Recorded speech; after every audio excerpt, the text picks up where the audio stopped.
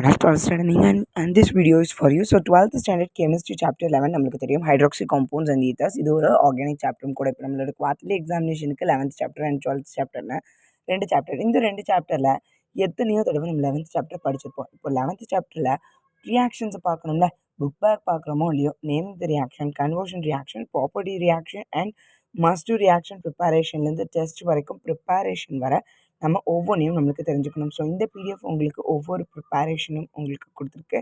And must do, அதாவது முக்கியமாக என்னென்ன நேமிங் ரியாக்ஷன்ஸ் நீங்கள் படிச்சிருக்கோம், அதில் க்ளூ வேர்ட்ஸ் என்னென்னு, இன்னும் இதை வந்து எக்ஸ்பேண்ட் பண்ணி நம்ம இது பண்ணலாம். என்னென்ன டெஃபினேஷன்ஸ்லாம் தேவை, ஏன் இதில் டெஃபினேஷன்ஸ்லாம் தேவை, எழுதலாம் வேண்டாமே அப்படின்னா அதுலேயும் ஏதாவது ஒரு சின்ன விஷயங்கள் உங்களுக்கு இன்க்ளூட் பண்ணி கொடுத்துருப்பாங்க. ஸோ அடுத்து இதை பற்றிய வீடியோஸஸ் எப்படி இந்த ரியாக்ஷன்ஸை படிக்கலாம், அண்ட் இந்த ரியாக்ஷன்ஸை எப்படி மெத்தடாலஜி இருக்குது, அண்ட் எந்த மெத்தடாலஜியில் நம்ம இதை எழுதுகிறோம், அதுக்கடுத்து என்னென்ன விஷயங்கள் முக்கியமாக எழுதணும், இதெல்லாம் எப்படி ஞாபகம் வச்சுக்கலான்னு ஒவ்வொன்றையும் பார்க்கணுன்னு நினச்சிங்கன்னா